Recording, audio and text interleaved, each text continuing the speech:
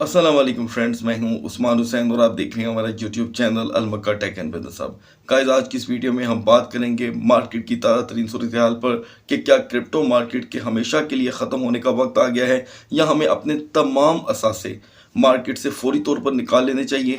और मौजूदा हालात जो मुसलसल बिगड़ते चले जा रहे हैं मार्केट को लेकर कमो बेश 9 नवंबर से लेकर आज की तारीख तक, उसके पीछे असल हकीकत क्या है। तो दोस्तों, आपने क्या करना है टेक्निकल एतबार से और अपने फ्यूचर के लिए आपने मार्केट के हालात को समझना है ताकि आपके जितने भी सवाल हैं उनके मैं इसमें जवाब भी दे सकूं। क्योंकि मेरी कोशिश होगी कि मैं सभी दोस्तों के सवालों का एक जवाब जो सबसे अहम होगा और आप सब दोस्तों के काम आएगा मुश्तरका तौर पे, उनमें यकसा बयान करूं।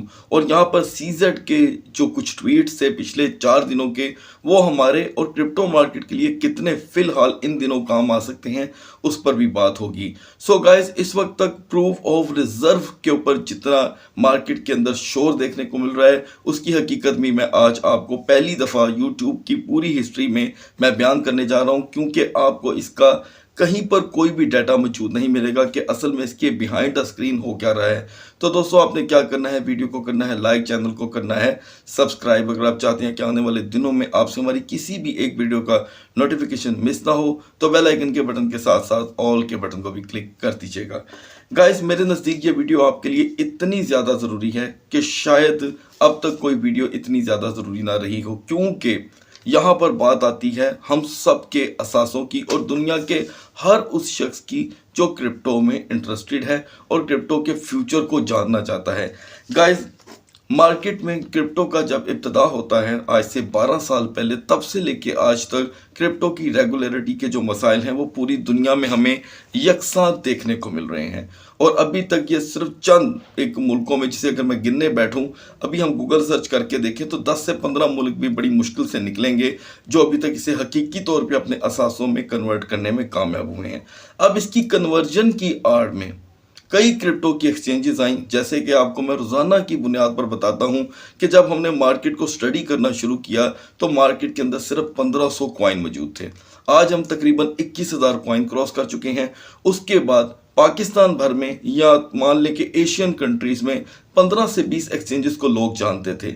आज एक्सचेंजेस 600 प्लेटफॉर्म की शक्ल इख्तियार कर चुकी है। अब यहाँ पर जो कि रेगुलरिटी की पूछ नहीं है, किसी से कोई पूछने वाला ही नहीं है, तो इसकी आड़ में क्या हुआ, बड़ी बड़ी एक्सचेंजेस ने भी यहाँ पर 2 नंबरी शुरू कर दी, जिसमें सबसे बड़ी एक्सचेंज जो क्रिप्टो से पहले की यहाँ पर काम कर रही है, हाल ही उसका क्रिप्टो से ताल्लुक नहीं था, यानी कि FTX एक्सचेंज जो रिसेंटली यहाँ पर क्रैश हुई है, वहाँ पर दोस्तों आपको हर किस्म की प्रोडक्ट बाय करने को मिलती है और बाद में ये इन्वॉल्व हुए क्रिप्टो में। अच्छा, अब ये बहुत कम लोग जानते हैं कि FTX पे जो मेन अजाब आया उसकी रीज़न क्या हुई। रीज़न ये हुई कि अगर हम देखें कि जब तक वो क्रिप्टो से हट के काम कर रहे थे अपने प्लेटफॉर्म पर, तो वो बहुत ज़्यादा क्रिप्टो बिजनेस की दुनिया में चमक रही थी वो एक्सचेंज। लेकिन यहाँ पर SBF बदनाम क्यों हुआ, बर्बाद क्यों हुआ? क्योंकि बिहाइंड द स्क्रीन दुनिया उसकी जितनी मर्जी तारीफ करे कि एज अ ह्यूमन बींग वो जितना मर्जी अच्छा इंसान हो, ओके, लेकिन उसकी वजह से दुनिया का कितना नुकसान हुआ हमने ये देखना है। सो गाइज, उसकी आप अगर ट्विटर अकाउंट में जाएंगे तो उसकी जितने भी ट्वीट्स हैं आप पढ़ते ही आपको लगेगा कि वो जी बड़ा रहमदिल इंसान है, ऐसी ऐसी उसकी ट्वीट्स हैं। लेकिन यहाँ पर जो दुनिया का इस वक्त नुकसान हुआ है और क्रिप्टो की आड़ में जो भी उस बंदे ने लेन देन में खपत की है, उसका नुकसान उसकी पूरी अपनी लाइफ को यहाँ तक पहुँच चुका है। अच्छा, इसकी रीज़न क्या बनी, अब मैं आपको वो बताता हूँ। रीज़न दोस्तों ये है कि जब किसी चीज़ के पीछे अकाउंटेबिलिटी नहीं होगी तो ऐसा ही होगा। अब आप और मैं जानते ही नहीं कि ये मौजूदा क्रैश हमारे लिए कितना अहम है और कितना ज़रूरी है।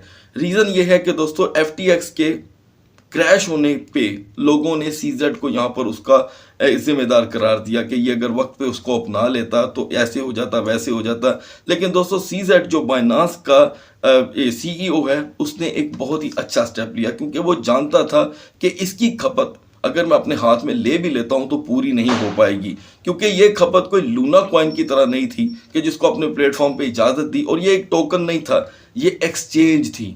टोकन में और एक्सचेंज में बहुत फ़र्क होता है दोस्तों।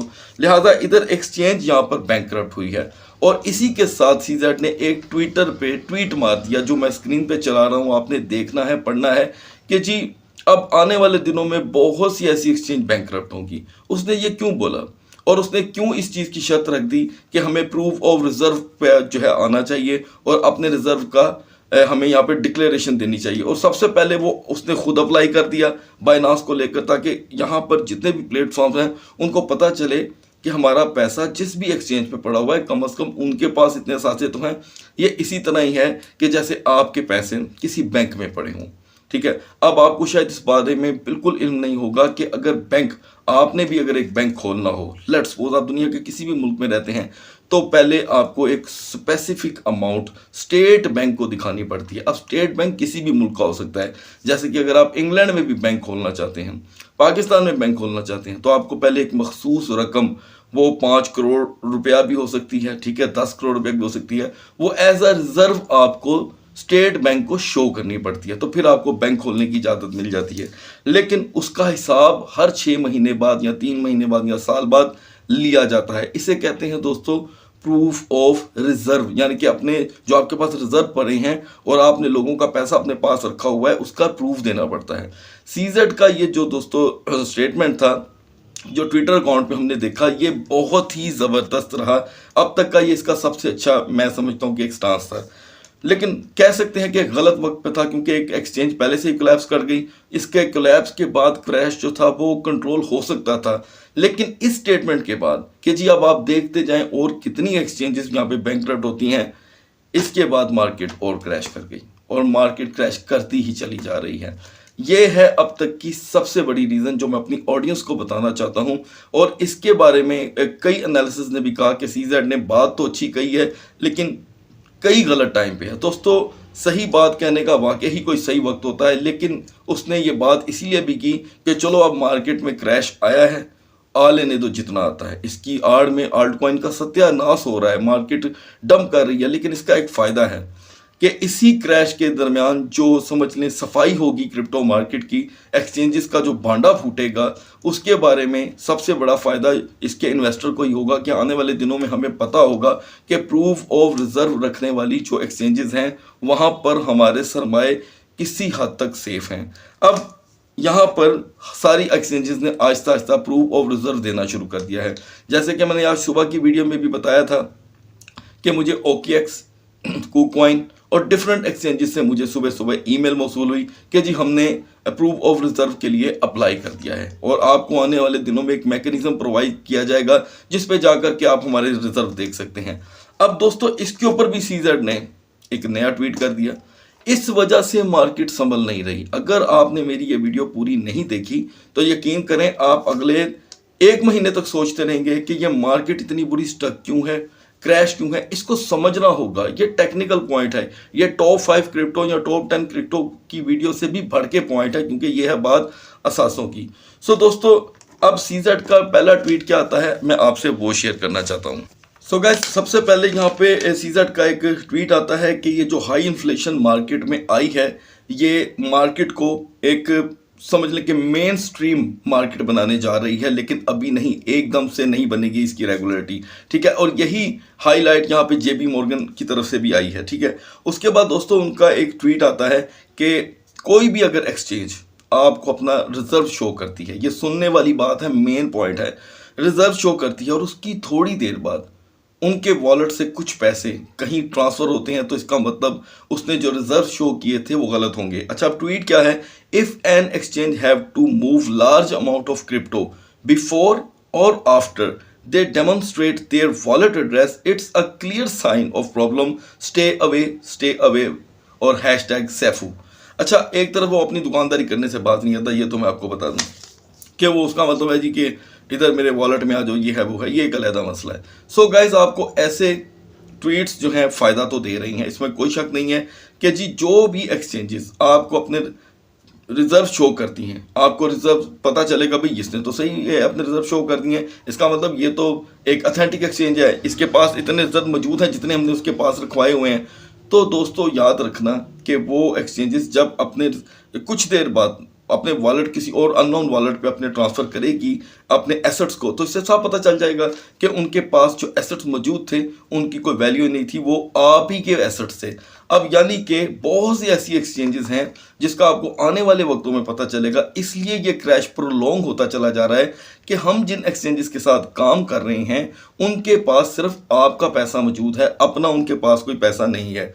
सो गाइज यहाँ पर मजीद जो मिल रहे हैं, वेल अलर्ट आया है कि एथीरियम के 30,000 एथीरियम, ठीक है, ट्रांसफ़र हुए हैं अननोन वॉलेट पे, ठीक है। अब ये किसने किए हैं? हॉबी ग्लोबल ने, हॉबी ग्लोबल एक्सचेंज ने 30,000 यहाँ पे एथीरियम ट्रांसफ़र किए और जिसकी मालियत बनती है 37,352,747 डॉलर। कुछ देर बाद इनको पकड़ लिया जाता है कि जी आपने तो ये एसेट्स शो किए थे और अभी आपने ये ट्रांसफ़र कर दिए। तो थोड़ी देर बाद उनका ट्वीट आता है। अब ट्वीट सुनिए जी क्या आता है कि everyone ready to watch crypto.com blow up, और आगे से उसका रिप्लाई आता है they claim they accidentally sent 3,20,000 Ethereum to another exchange, however they only got 285 Ethereum back. अब यहाँ पर यह चीज़ बहुत अहम होगी क्योंकि इसीलिए ये आने वाले कुछ दिन, 3 से 5 दिन में आपके सामने मार्केट की सफाई होगी। जितना भी मार्केट के अंदर गंद पड़ा हुआ है, काली भेड़ें घुसी हुई हैं इंटरनेशनल लेवल पे क्रिप्टो एक्सचेंजेस लेकर, उनकी यहाँ पर सफाई हो जाएगी, ठीक है। और जाहिर बात है आप में से कई दोस्तों का ये सवाल होगा कि भाई फिर सेव इस वक्त तक की सबसे बेस्ट क्रिप्टो की जो एप्लीकेशन है या एक्सचेंज है वो कौन सी है? गाइस ऑब्वियसली यहाँ पर बाइनांस होगी हमारे पास, और जो भी एक्सचेंजेस अपने आप को प्रूफ ऑफ रिजर्व शो करने के चंद दिन तक भी अपने वॉलेट से कोई असासे डिक्लेयर करने के बाद कहीं ट्रांसफ़र नहीं करती, तो उसकी अपडेट आपको ट्विटर पे मिलेगी। आपको ट्विटर के तमाम लिंक से वाबस्तगी होनी चाहिए। ट्विटर पे जाकर आप जिस एक्सचेंज से भी काम कर रहे हैं, जिसके साथ भी आपकी ट्रेडिंग है, जिस एक्सचेंज पे भी, आप उसे ट्विटर पे जाके फॉलो करें, जैसे कि OKX हो और KuCoin हो, बिटगेट हो, बाइनांस हो, क्यों ना हो, crypto.com। तो यहाँ पर सभी एक्सचेंजेस को दोस्तों हमें हर सूरत फॉलो करना होगा। और इसी तरह के दोस्तों कई यहाँ पर ट्वीट हैं, लेकिन जो अहम ट्वीट्स हैं वो मैंने आपसे शेयर कर दी हैं। और हाँ, एक और ट्वीट है वो भी बड़ा अहम है कि ये भी हमें कॉफ़ी ज़िला से एक ट्वीट मसूल हो रहा है कि some crypto exchanges appear to be borrowing money from each other fake snapshots of other। अब यहाँ पर फेक स्नैपशॉट भी आपको प्रूफ ऑफ रिजर्व को साबित करने के लिए यहाँ पर मिलेंगे। अब आप में से कई दोस्त सोचेंगे भाई अब इसका क्या हल है? तो दोस्तों इसका बेहतरीन हल ये है कि आप मौजूदा वक्त की किसी भी एक्सचेंज पे ट्रेड करें, जिसमें इस वक्त तो फिलहाल मुझे अपने तौर पे वक्ती तौर से मुराद है कि 15-20 दिन तक आप बाइनांस पे स्टे करें। बाइनांस का भी अभी अप्लाई हो गया है प्रूफ ऑफ रिजर्व, ठीक है, उसका भी रिजल्ट आ जाएगा कि इनके रिजर्व जो हैं वो अप्रूव हो गए हैं। जो हाईली कमीशन यहाँ पर बैठी है, जिसके बिहाइंड पे मेन स्ट्रीमिंग मार्केट को बनाने की कोशिश की जा रही है, क्या उसकी तरफ से अप्रूवल मिल गई है? तो दोस्तों आने वाले 3-4 दिनों में बहुत कुछ कंप्लीट हो जाएगा।